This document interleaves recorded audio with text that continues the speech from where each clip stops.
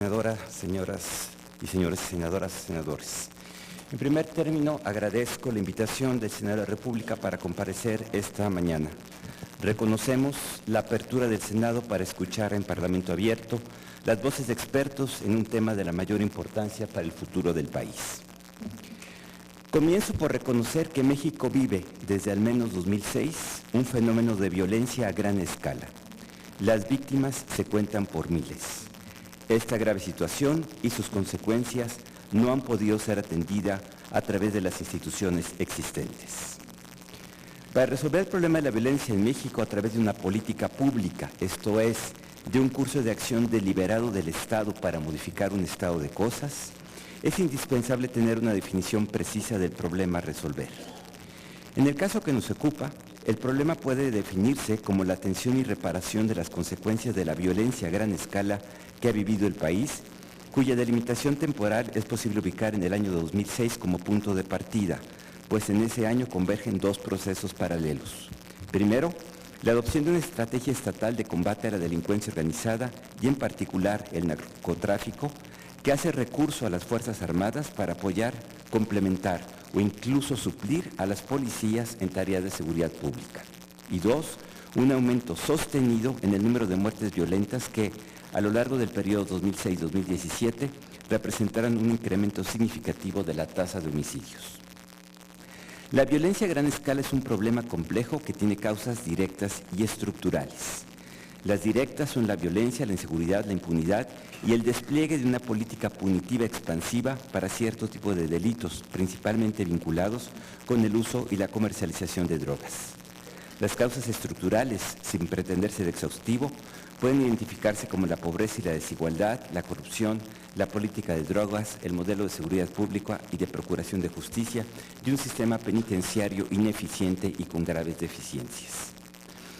De esta conceptualización del problema pueden derivarse dos elementos. El primero, que tenemos una falla sistémica y estructural de los sistemas de seguridad pública, de procuración e impartición de justicia.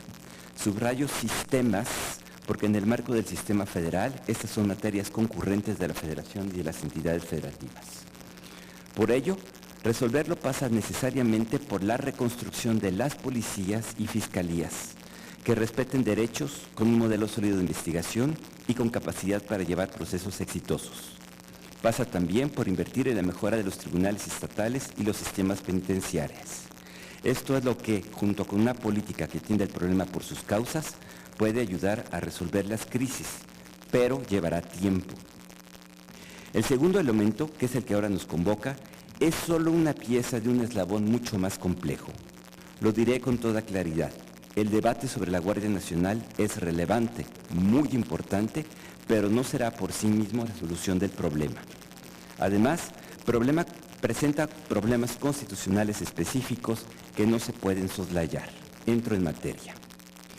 Considero que el análisis debe partir del artículo 129 de la Constitución, que es el eje vertebral que determina en el sistema constitucional mexicano y de manera más amplia en el sistema de constituciones democráticas de derecho, el papel de las Fuerzas Armadas en un Estado democrático.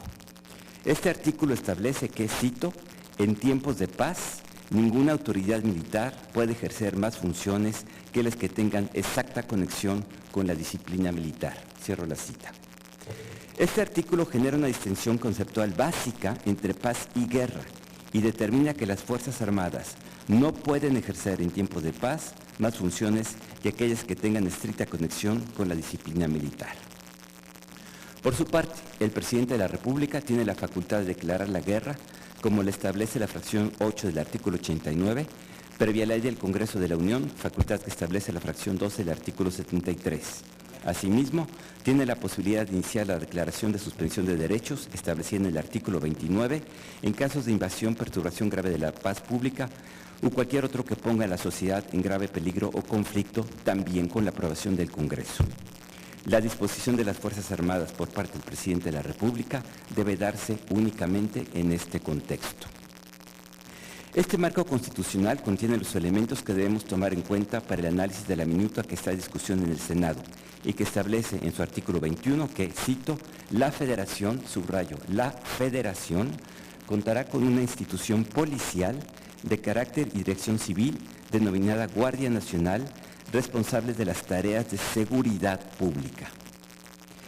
Si bien se establece en este párrafo de manera expresa que la Guardia Civil tiene un carácter civil, que la Guardia Nacional tiene un carácter civil, otras disposiciones de la misma minuta contienen elementos que generan una contradicción evidente y que generan un híbrido constitucional muy peligroso. Me explico. La Guardia Civil tiene una junta de jefes de Estado Mayor integrada por miembros de las Secretarías de Seguridad, Defensa y Marina, es decir, tiene en la práctica un mando compuesto mayormente por militares. Además, corresponde, según el mismo texto, a la Secretaría de la Defensa Nacional establecer el régimen orgánico, operativo, disciplinario, profesionalización y asegurar el cumplimiento de las responsabilidades y tareas de la Guardia Nacional. Dicho de otro modo, la operación de la Guardia recae en el ámbito militar. Por si esto fuera poco, el artículo 13 constitucional establece que el fuero de guerra subsiste únicamente para los delitos y faltas a la disciplina militar. La minuta de reformas aprobada por los diputados establece que las faltas y delitos contra la disciplina militar cometidos por elementos de la Guardia Nacional serán conocidos por tribunales militares, es decir, gozan del fuero de guerra. La conclusión lógica y necesaria de lo anterior es que la Guardia Nacional es una institución militar, pues no se podría aplicar el fuero de militar a una institución de carácter civil.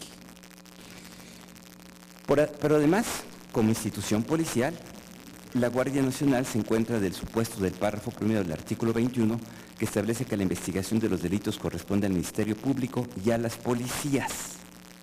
Es cierto que este tipo de investigación debe hacerse bajo el mando y conducción del Ministerio Público, pero en la práctica, si tenemos un cuerpo con disciplina militar, esto puede resultar muy problemático.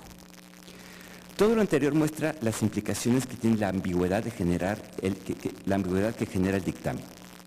Creo que la Guardia Nacional debe ser un cuerpo inequívocamente de carácter civil. Esto no solo por un prurito técnico, sino por las implicaciones que tiene para el Estado mexicano en su estructura constitucional y en el cumplimiento cabal del artículo primero. En efecto, este tema puede ser llevado a un tribunal internacional, en particular a la Corte Interamericana de Derechos Humanos. En su opinión consultiva número 4, la Corte consideró que por leyes internas debe entenderse toda la legislación nacional y para todas las normas de cualquier naturaleza, incluyendo disposiciones constitucionales, razón por la cual el espectro de normas que puedan ser sometidas a su conocimiento es de carácter amplio e incluye a las constituciones y sus reformas. En esta materia, el caso más importante es el de la última tentación de Cristo. En este caso, la Corte estableció que el cumplimiento del artículo 2 de la Convención implica la adopción de medidas para suprimir las normas y prácticas de cualquier naturaleza que impliquen una violación a las garantías previstas en la Constitución, así como la expedición de normas y el desarrollo de prácticas conducente a la observancia efectiva de dichas garantías. Sobre esta base, en ese caso y en otros precedentes, se ha ordenado reformar a diferentes países sus constituciones. No es fácil anticipar qué sucedería si una reforma como la que pretende crear la Guardia Nacional en el estado actual de la minuta fuera impugnada ante la Suprema Corte. Con el marco constitucional vigente, en particular con la reforma constitucional de 2011 en materia de derechos humanos y con el precedente de la Ley de Seguridad Nacional, es posible que la Corte Mexicana reabra el debate para reconsiderar sus criterios sobre los alcances del control de constitucionalidad ante las reformas constitucionales. Es más fácil, sin embargo, anticipar lo que sucedería si la Suprema Corte no acepta conocer de fondo el asunto. El asunto podría llegar eventualmente a la Corte y es altamente probable que ese Tribunal Internacional declarara la inconvencionalidad del mando militar de la Guardia Nacional. Podemos afirmar lo anterior porque, aunque la Corte reconoce la facultad de los Estados para realizar acciones tendientes al mantenimiento de la seguridad, también se ha pronunciado enfáticamente sobre los riesgos que implica el uso de militares en tareas de seguridad pública. Su tesis es firme y consistente en el tiempo. El entrenamiento militar está dirigido a derrotar al enemigo y no a la protección y control de civiles. Por ello, a juicio de la Corte, el mantenimiento del orden público interno y la seguridad ciudadana deben estar primariamente reservados a los cuerpos policiales civiles. Para ese tribunal, cuando excepcionalmente las Fuerzas Armadas intervienen en tareas de seguridad, deben de hacerlo con base en 4 parámetros que fijó el caso Álvaros Espinosa y otros. Y estos son: que sea de forma extraordinaria, subordinada y complementaria, regulada mediante mecanismos legales y protocolos sobre el uso de la fuerza y fiscalizada por órganos civiles eficaces. Bajo esta consideración, mi propuesta tiene 2 aspectos muy concretos. Primero, modificar la minuta para que la Guardia Nacional sea un órgano inequívocamente civil, que no quepa ambigüedad de esta característica. Y segundo, crear un régimen transitorio, excepcional, acotado especial y temporalmente, subordinado a la autoridad civil y supervisado por órganos civiles, que permita generar las condiciones para un tránsito adecuado que permita la entrada de este nuevo cuerpo, la Guardia Nacional, y el retiro de las Fuerzas Armadas. Con esto concluyo mi intervención. Muchas gracias. Muchas gracias, doctor. Se abre entonces el espacio para recibir preguntas de las y los legisladores, si alguien tuviera alguna pregunta. ¿No? Bueno, doctor, pues muchas gracias. Si nos deja su participación. Muchas gracias.